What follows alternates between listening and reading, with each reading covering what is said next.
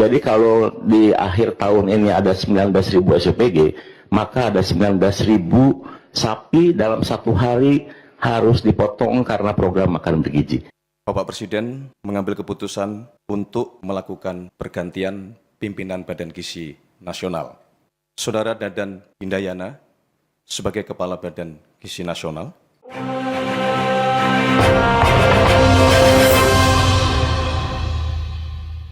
Sobat DR, apa kabar hari ini 3 Juni 2006? Terima kasih Anda semua masih membersami kami berdua dengan Cak Dodo di channel FNF untuk menyimak isu terpanas MBG. Bukan Mas balik kandang, tapi apa? Anu Cak Dodo. Assalamualaikum Cak Dodo, salam FNF. Waalaikumsalam warahmatullahi wabarakatuh. Selamat pagi Cak Jarod dan pemirsa di mana saja berada. Apa kabar pagi hari ini Cak Jarod? Alhamdulillah, luar biasa Cak. Saya senang sejak semalam ini nama Dadan Hindayana trending di media sosial. Ali Serangga kan yang serampangan menangani MBG ini dipecat oleh Prabowo bersama 2 orang lainnya Cak. Ini pimpinan Badan Gizi Nasional yang sehari bertugas mengurusi dapur MBG. Cak Dodo, apa sebenarnya yang terjadi di balik itu? Pertama, publik menyambut gembira pencopotan Dadan dan 2 wakilnya. Ini menandakan bahwa Pak Prabowo meskipun telat ya menindak Dadan, tapi setidaknya ini kabar baik untuk rakyat Indonesia bahwa Dadan selama menjabat 1,5 tahun menjadi Kepala BGN tidak ada prestasi yang ditorehkan, yang ada hanya kontroversi dan juga perdebatan-perdebatan di media sosial. Karena perilaku dan juga sepak terjangnya ketika membawahi SPBG itu banyak sekali pelanggaran yang ditemukan dan rupanya hari ini Pak Prabowo baru sadar bahwa ternyata dia memilih orang yang kurang tepat untuk mengurus SPBG. Cak, sebelum dipecat, masih ingat ya, kita kan pernah nyaris membahas masalah wacana Dadan untuk mempopulerkan, mensosialisasikan MBG di mana? Di Mekah, diaspora di Mekah sana. Ini kan lucu. Di sini saja masih kalang kabut mau memindahkan MBG ke Arab. Ini Dadan ini siapa sih ya profilnya? Ya, dia kan dosen dari Universitas IPB yang kemudian itu diangkat di era Jokowi menjadi Kepala Badan Gizi Nasional di bulan Agustus 2024. Dan kemudian dikenalkan oleh seseorang, Pak Pambudi, untuk dikenalkan pada Prabowo dan kemudian Pak Prabowo tertarik hanya gara-gara Pak Dadan ini melihat ada salah satu pohonnya Pak Prabowo di Hambalang yang layu mau mati gitu kan, kemudian dikasih advis, dikasih resep sama Pak Dadan, hidup lagi gitu loh, segar kembali. Nah, Itu kebun sawit apa ya? Kan daunnya hijau ya, bukan kebun sawit. bukan, ada pohon apa gitu di Hambalang sana. Nah, Pak Prabowo tertarik langsung dikasih reward sebagai mengurusi badan kepala BGN dan mengurusi dapur SPBG. Nah, tapi dalam perjalanannya ternyata Pak Dadan ini kalau kita lihat ya, kayaknya mukanya memang inosen ya. Masalah apapun Pak Dadan tetap tampil sumringah, tanpa dosa, tanpa beban, tanpa salah gitu. Rupanya itu. Sampai melihat mengucapkan Dadan, tapi melihat kepala saya kok senyum-senyum. Apa maknanya saya? Mirip. Ya, soalnya mirip sekali itu kalau dia dilihat agak jauh gitu. Atau Cak Jarod foto di depan dapur SPBG pasti dianggap Dadan. Cuma beda ininya, beda posisinya. Jadi Pak Dadan ini banyak sekali blunder yang dia lakukan, termasuk ketika ingat sekali lapor kepada Pak Presiden Prabowo bahwa setiap hari motong 1 sapi di setiap dapur. Ada sekitar 30.000 dapur, jadi ada 30.000 sapi yang dipotong tiap hari. Kemudian ada 1 lele utuh gitu, dan Pak Prabowo terheran-heran, oh benar utuh. Pak Prabowo ingat dulu zaman di tentara, lele aja bukan utuh, dia hanya sepertiganya gitu. Jadi ini jauh lebih bagus, artinya gizinya anak-anak ini akan lebih terjamin ketimbang gizi tentara. Dan ya terakhir akan membuka dapur di Arab Saudi yang sebelumnya juga akan membuka dapur di lapas. Jadi ini kan sudah jauh dari tujuan awal bagaimana SPBG ini didirikan untuk memenuhi kebutuhan gizi anak-anak yang kurang gizi, mencegah stunting, dan juga ibu-ibu hamil dan orang tua. Jadi sudah jauh dari tujuan awal dan kelihatannya Pak Dadan ini tidak sadar apa yang dianggapnya sebagai kreativitas, ide baru, inovasi, justru feedback kepada dirinya. Tapi itu hanya salah satu. Kalau menurut Pak Prasetyo Hadi, pencopotan Dadan ini karena jual beli titik dapur.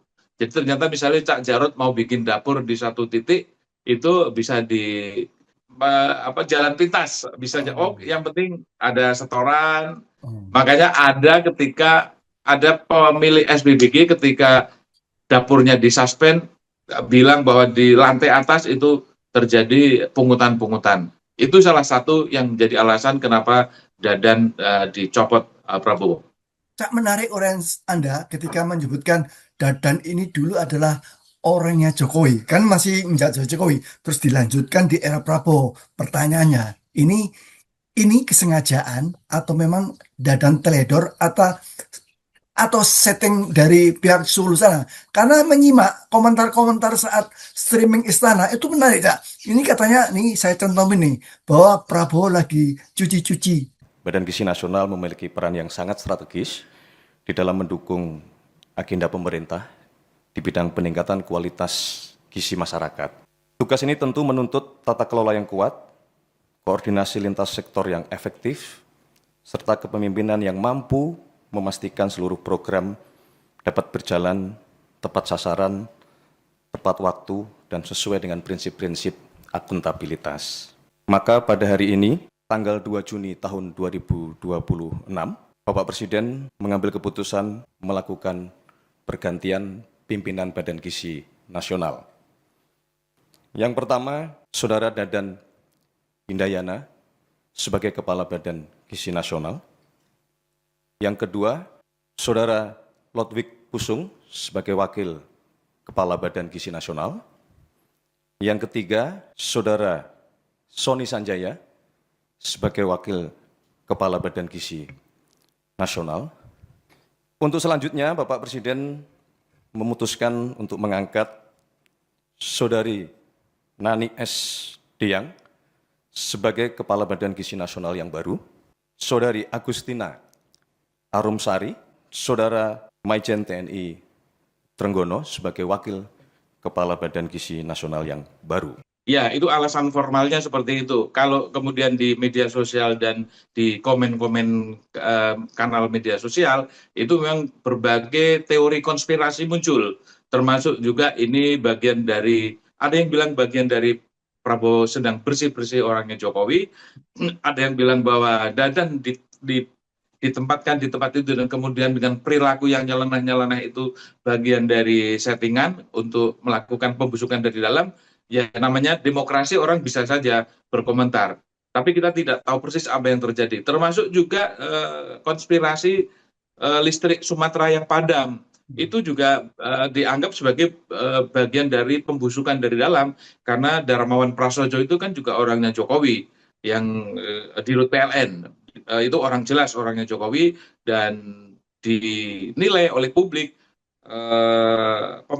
pemadaman blackout listrik di Sumatera itu bagian dari pembusukan di rezim Jokowi. Jadi memang sekali lagi di negara demokrasi ini banyak sekali informasi yang masuk dan bisa kita cerna, dan itu kalau kita bisa menganalisa dengan baik, ini sesuatu yang mencerdaskan dan memberikan pengawasan yang sangat teliti terhadap jalannya pemerintah. Saudara, sekali lagi, MBG ini menggunakan dana pendidikan. Menggunakan ya, artinya apa? Yang dirugikan adalah pendidikan. Dan sekarang ini, Prabowo juga harus menyimak tentang apa sidang uji materi kasus MBG. Apakah MK akan memutuskan bahwa MBG dihentikan atau tidak? Kita tunggu saja. Paling tidak, Cak Dodo barangkali sepakat bahwa ini Dadan ini seperti kita ibaratkan sebagai skrup atau baut di sebuah mobil bernama MBG, di mana diisi oleh siapa? Krunya ada TNI, ada Polri, ada politisi yang setiap sepanjang perjalanan bernyanyi, di sini senang, di sana senang, di mana-mana hatiku riang. Jadi benar kata Tio Ardianto bahwa MBG adalah maling bergedok gizi, sama-sama menyedot anggaran yang luar biasa besar itu, Cak. Ya, mudah-mudahan MK nanti memutuskan MBG ini keputusan yang terbaik lah. Kita tidak tahu apakah dihentikan atau anggarannya yang diambil tidak harus dari anggaran pendidikan. Jadi kita tahu. Tapi yang jelas sejak pertama kali diluncurkan, bahkan sejak pertama kali dikampanyekan dalam pilpres, dalam debat capres, itu sudah mendapatkan nyinyiran dari publik. Karena sesungguhnya yang dibutuhkan masyarakat Indonesia berkaitan dengan kekurangan gizi itu bukan orang kemudian disuapin dari pemerintah, harusnya direspon orang-orang tua yang tidak memiliki kemampuan untuk memenuhi kebutuhan gizi, ya berilah pekerjaan yang layak, buka lapangan pekerjaan sebesar-besarnya, bukan dikasih umpannya. Jadi berikan pancingnya, jangan ditaruh, ibaratnya orang mancing itu jangan dikasih ikan di atas meja, jangan dikasih daging di meja, tapi berikan pancingnya orang untuk melakukan memancing ikan. Sama dengan masyarakat Indonesia itu harus diberikan rangsangan supaya orang tua itu bekerja, bukan diberi makanan yang siap saji. Ini menimbulkan kemalasan dan juga tidak menimbulkan kreativitas dan daya juang dari para orang tua, karena kemudian sebagian orang-orang itu hanya mengharapkan pemberian. Ini kan sangat tidak bagus gitu. Bahwa ada program pemenuhan gizi, ya tidak harus sebesar ini. Harus betul-betul data yang dikatakan data satu pintu itu harus akurat siapa saja sesungguhnya yang kurang gizi. Ke situ arahnya, bukan semua orang yang sekolah di Menteng, orang sekolah di sekolah-sekolah mewah juga mendapatkan sepiring nasi yang gizinya juga masih ditanyakan. Cak Dodo, apa yang terjadi di balik istana ini memunculkan spekulasi.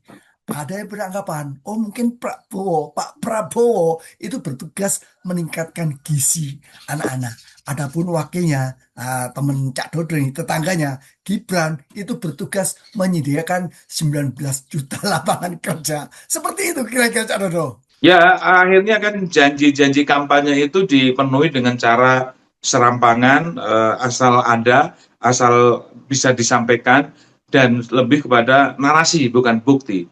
19 juta lapangan kerja itu yang dijanjikan oleh Gibran, itu Gibran yang menjanjikan, hari ini tidak ada tanda-tanda. Tapi kemudian yang dimunculkan adalah MBG ini sudah merekrut 1 juta orang. 1 juta dari 19 juta itu masih jauh dari janji gitu. Dan publik selalu menanyakan itu, karena janjinya itu terlalu mulu-mulu dan tidak sesuai dengan kemampuan. Yang terjadi seperti itu. Nah, kalau ngomong soal Gibran, kita no comment dah, nanti pegel sendiri kita ngomongin Gibran.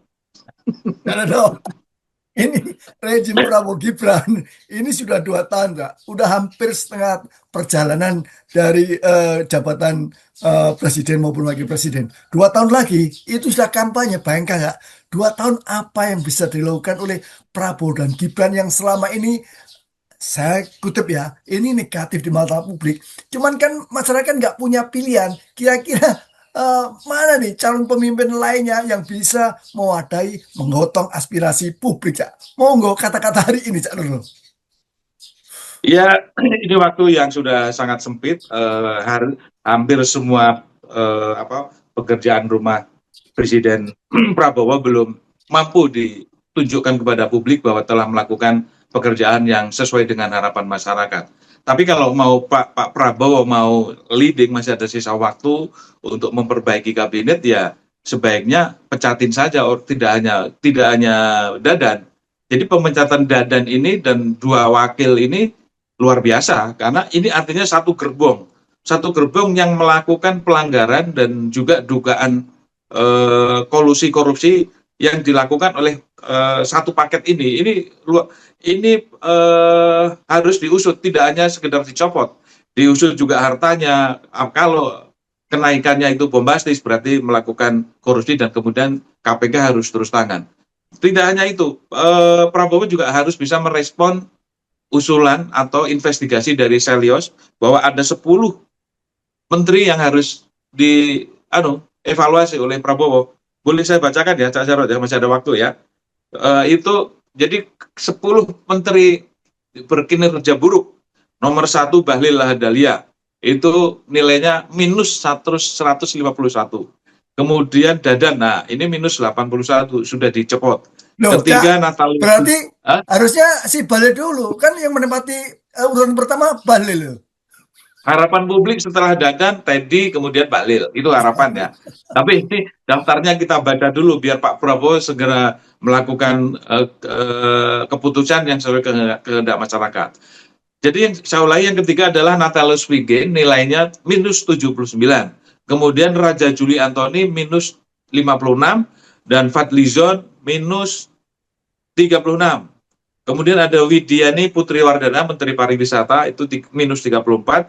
Terus ada Zulkifli Hasan, Menteri Koordinator Bidang Pangan. Nah ini minus 22. Ini yang kait-kaitannya dengan pangan ini, gizi-gizi kan kelihatannya bermasalah semua ini. Kemudian Budiman Sujatmiko, Kepala Badan Percepatan Pengentasan Kemiskinan, minus 14. Ternyata kan kemiskinan meningkat, bukan berkurang. Dan yang kemudian ada Yandri Susanto, Menteri Desa dan Pembangunan Daerah, itu minus 10. Nah ini kan orang-orang ini harus dipecat oleh Pak Prabowo, kan ini sudah dilakukan evaluasi oleh Selyos. Jadi seperti itu, Cak. Mudah-mudahan kita tunggu Pak Prabowo segera menunjukkan keberaniannya untuk memecat pembantunya yang tidak menunjukkan kinerja bagus. Dan saya sendiri, Cak Dodo, sebagai pribadi itu juga menyarankan agar Seskap Teddy juga dipecat lebih awal. Kenapa? Penjelasan kemarin mengenai tentang investasi yang katanya disebut sebagai hasil kunjungan Presiden Prabowo ke luar negeri ini dibantah oleh PDIP. Saya kasih videonya yang dibantah oleh jubir PDIP. Nanti setelah kita mengucapkan terima kasih Sobat Doder. Tetap istiqomah. Assalamualaikum Cak Do. Salam FNF. Waalaikumsalam warahmatullahi wabarakatuh. Salam freedom and fairness. Total investasi yang masuk dalam 1,5 tahun ini adalah sekitar 2.430 triliun. Itu data dari BKPM. Sampai di sini Teddy benar. Tapi kemudian Teddy membanggakan investasi itu sebagai buah diplomasi luar negeri Presiden Prabowo. Nah, ini yang menyesatkan. Faktanya 52,6% atau 1.279,1 triliun dari investasi itu berasal dari penanaman modal dalam negeri (PMDN). Penanaman modal asing (PMA) hanya 1.150,9 triliun alias 47,4%. Bahkan sepanjang 2025 PMA hampir stagnan. Artinya mayoritas uang yang benar-benar masuk adalah investor dalam negeri, bukan hasil kunjungan luar negeri Presiden Prabowo.